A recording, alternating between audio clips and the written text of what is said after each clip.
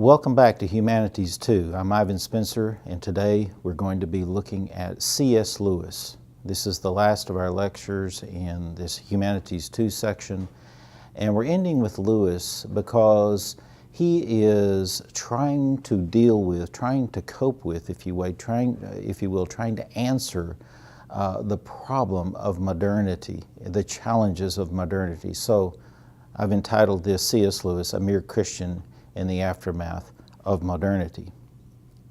Now, C.S. Lewis, Clive Staples Lewis, also known as Jack, that was his preferred nickname, if you will, he was an atheistic literary scholar who, after much struggle in his early life, finally came to the point of conversion, believed in God, and eventually became a Christian.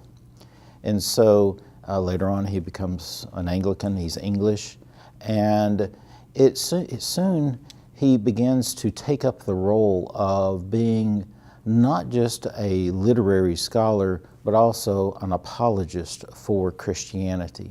And now today he's seen as somewhat of a type of patron saint amongst most Christians today.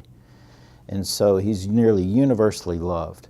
He was a literary genius, and he's one of the greatest writers and thinkers of the 20th century, and we're going to see why. I mean, his name was Jack, and someone, I forgot who said it, but said that he was the Jack of all, not trades, but of all genres, because he is able to bridge so many different types of literary styles, and he just has a very deep, but at the same time, a very comfortable type of style that so many people have grown to love, from children all the way up to atheist readers and Christian philosophers and thinkers. For example, I know someone right now who's working on his PhD, writing his doctoral dissertation on Lewis.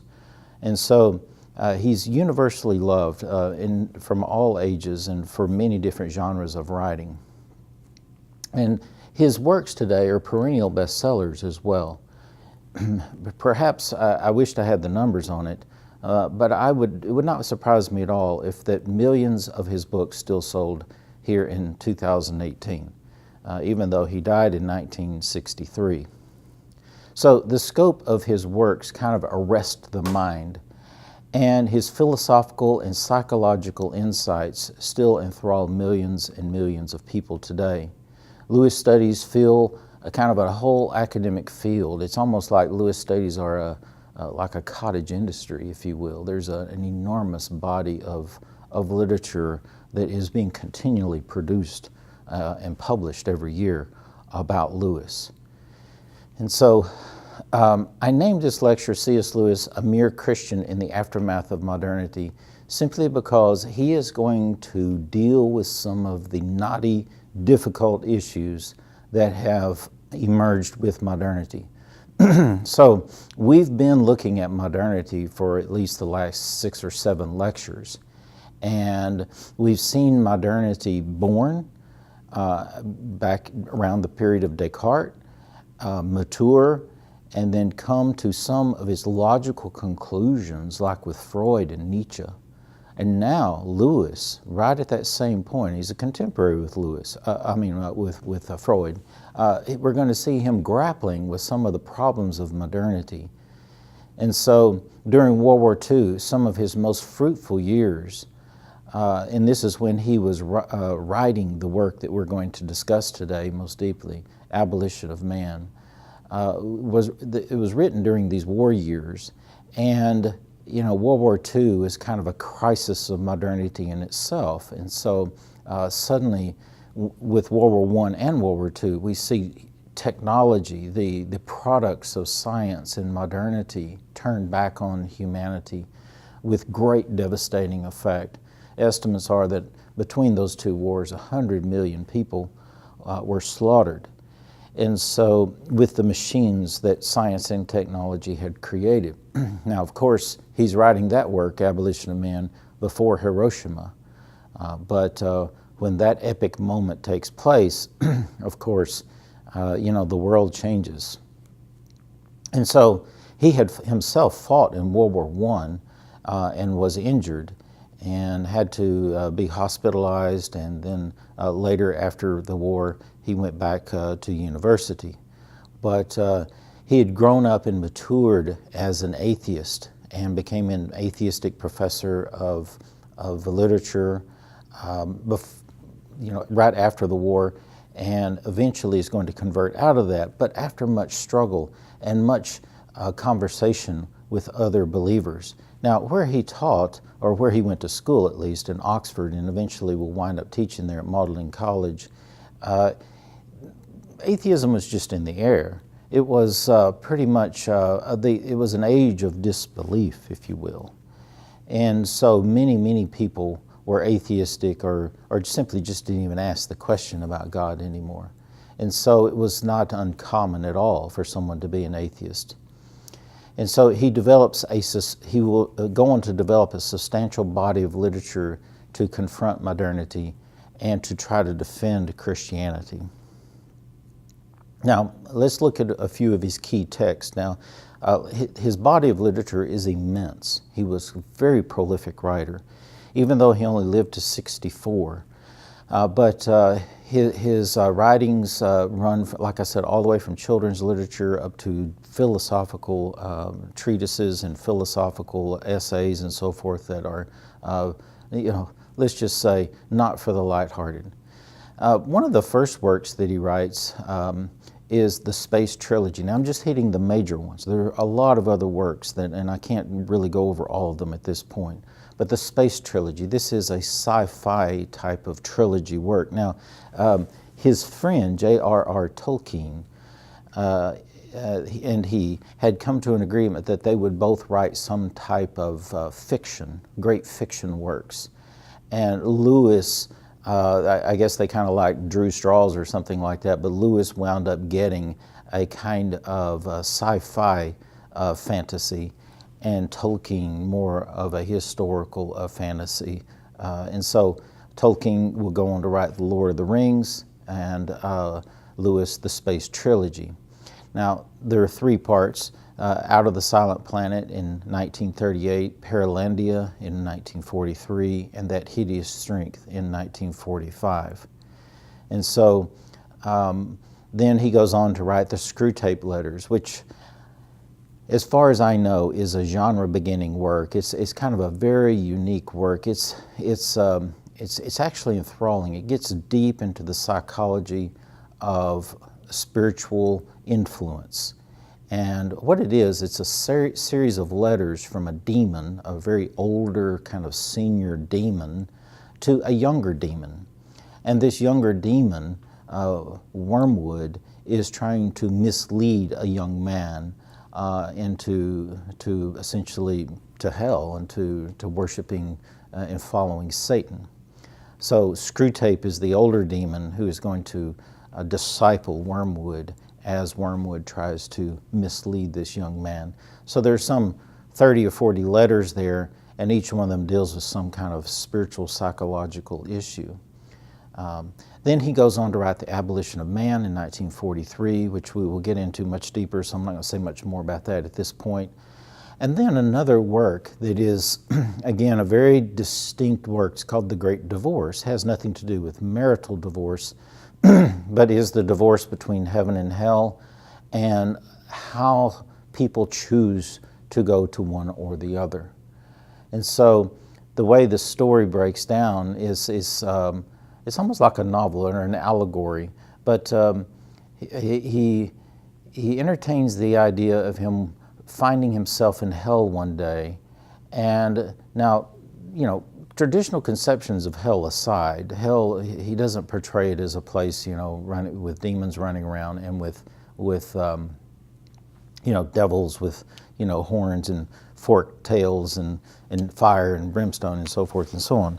But he finds himself in hell one day, and he sees that there's a queue of people lined up to get on a bus. And so he begins asking questions, and it turns out that this bus is going to take whoever wants to get on it in hell over to heaven for a day. And so he gets on the bus, and he takes the bus trip over to heaven. and there meets all kinds of people in heaven. And so each of the people on the bus, he goes through and he kind of interviews or talks with them and overhears their conversations and so forth. And so they're interacting with the people in heaven. And all the people in heaven are basically telling these people, why don't you just come over here and stay in heaven?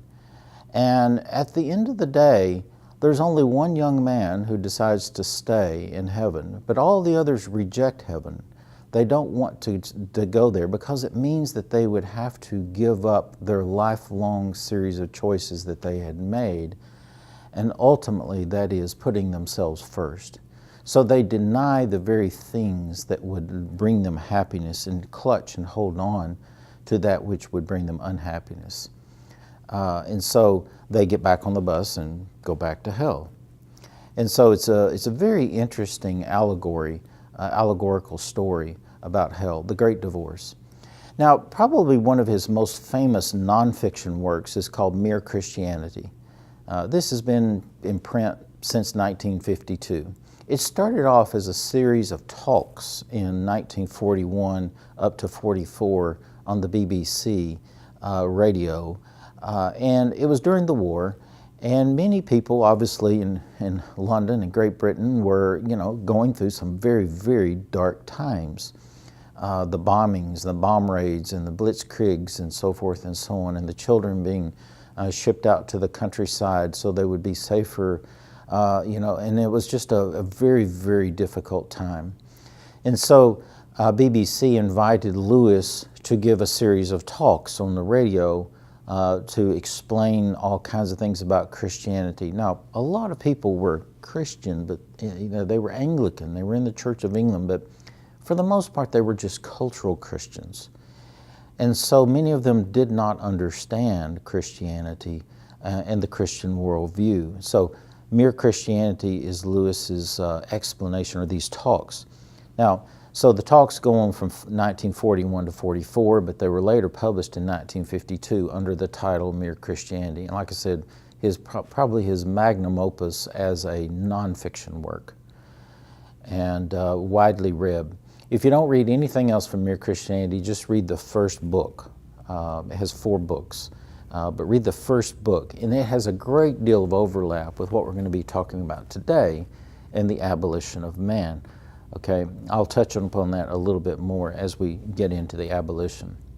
He also writes a couple of other books that deal with some specific issues, the problem of pain and why human beings experience pain and how God speaks to us through pain.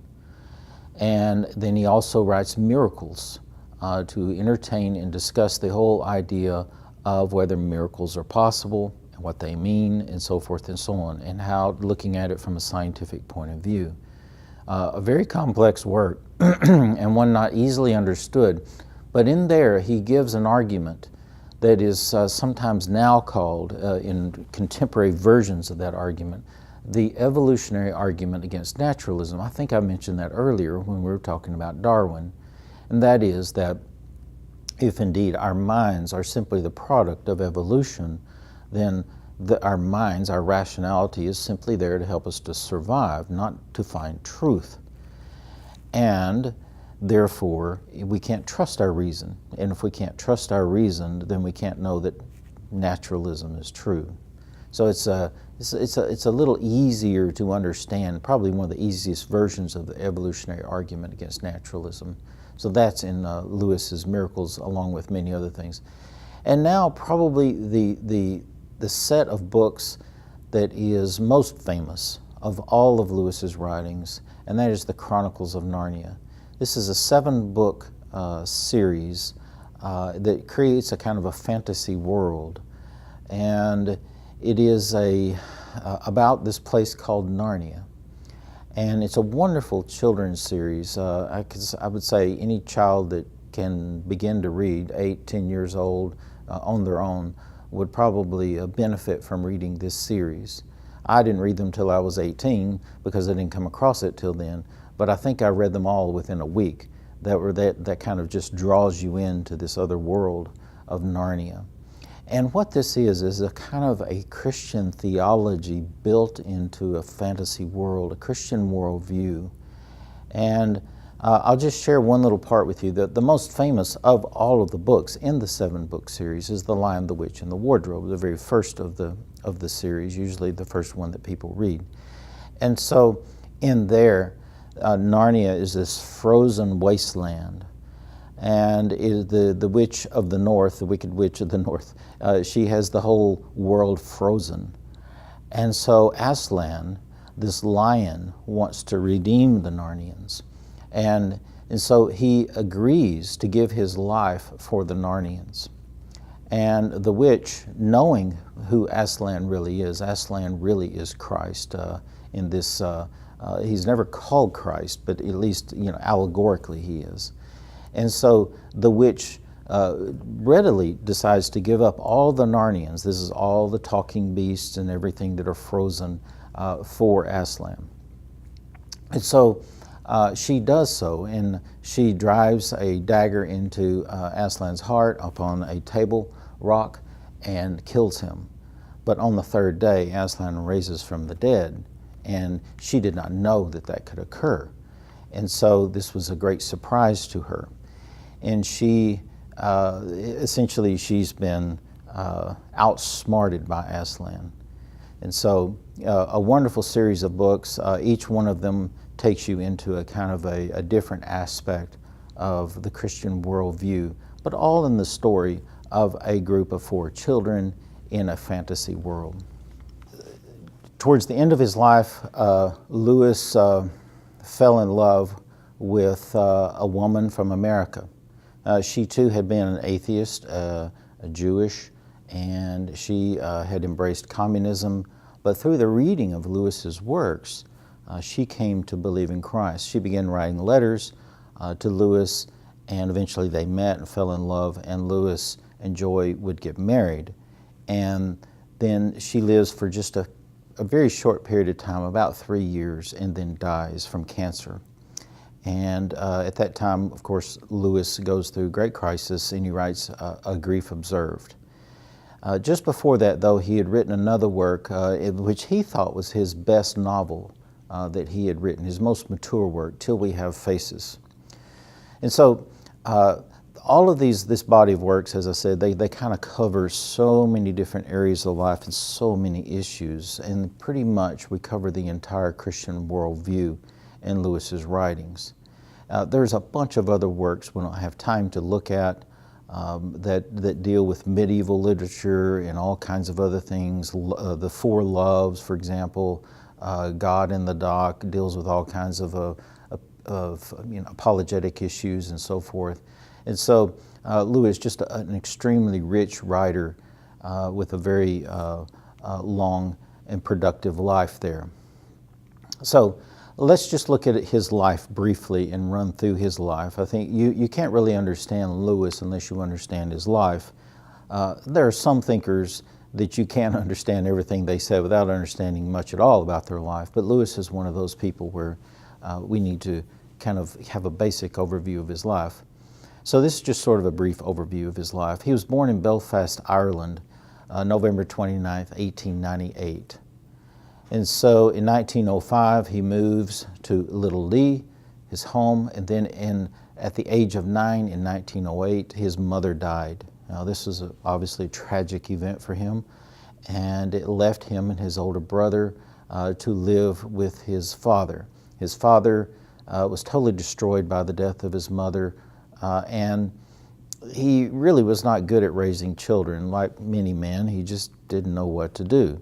So eventually, he ships Jack off to a boarding school, an English boarding school. He enters Malvern College in England, and Lewis there has a horrible experience due to a kind of systematic and heavy hazing type of system that was almost intentional.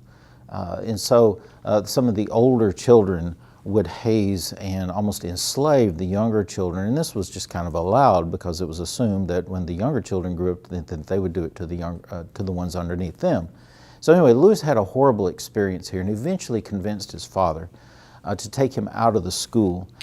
And his father put him under the tutelage of Mr. Kirkpatrick. He was given the nickname the Great Knock.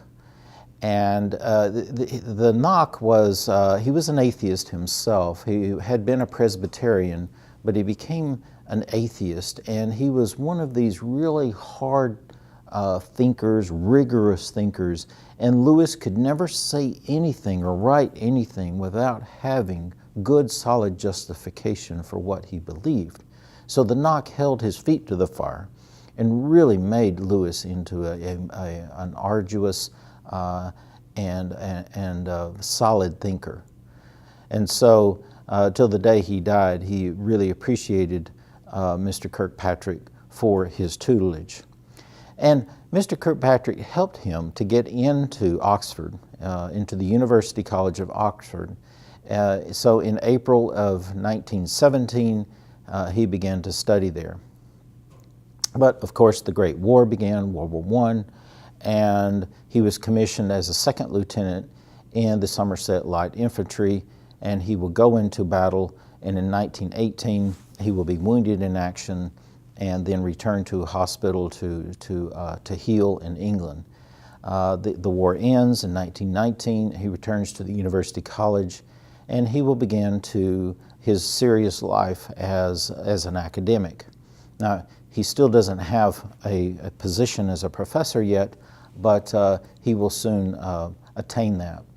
He writes a work, Spirits in Bondage, is a small volume of lyric poems under the name of Clive Hamilton. Then some 6 years later, in 1925, he'll be elected to a fellowship in English language and literature at Magdalen College in Oxford. A lot of times when Americans read the name, they see Magdalen, but the British pronounce it Magdalen. In 1925 up to 29, he was an atheist who was in conversation with a couple of believers, J.R.R. Tolkien and Owen Barfield, and they would talk extensively about belief in God. Now, as I said, at this time in Oxford, atheism and disbelief were somewhat just the air that people breathed. It was a normal position to take. In 1928, Lewis's father dies. And then in 1929, he finally comes to the realization that God is God, that God exists, and that he himself is not God, and God is God. And so but at this point, he's not a Christian. He just believed that God exists. So he doesn't know exactly what form of religion to follow at this point. He just acknowledges that there has to be a transcendent being, a God, a supreme being. In 1930, he purchases a house called The Kilns and moves in there and will live there till the day he dies. He dies at the Kilns. But the Kilns are now like a museum and a kind of a pilgrimage point for many people who love Lewis. It's just outside of Oxford, and it will become the site of so many of the things that happens in his life. In 1931, he finally comes to Christ. He comes to see that Christ is the proper way to believe in God. And so it's after much intellectual speculation, theological speculation and exploration, he has to choose between what view of God to follow, and so he follows Christ. In 1933, he'll write The Pilgrim's Regress, which is an allegory of this very journey. You may recognize that this is kind of a take off of Bunyan's Pilgrim's Progress, but this one is The Pilgrim's Regress, telling his story there. In 1939, right at the beginning of World War II, this is when he publishes the first book of the space trilogy, Out of the Silent Planet. In 1940, he begins this series of wartime radio talks that I mentioned earlier that will later be published as Mere Christianity. He also becomes president of the Oxford Socratic Club, a kind of group of thinkers who get together to talk over, argue, and present different positions on different things. In 1942, he writes the Screwtape Letters, one of the most memorable books that you'll ever read about this one demon who's trying to school this other demon in techniques to mislead people. In 45, he publishes The Great Divorce, the book on hell. Has a lot of kind of Dantean-like similarities, but not the Dantean imagery. Okay.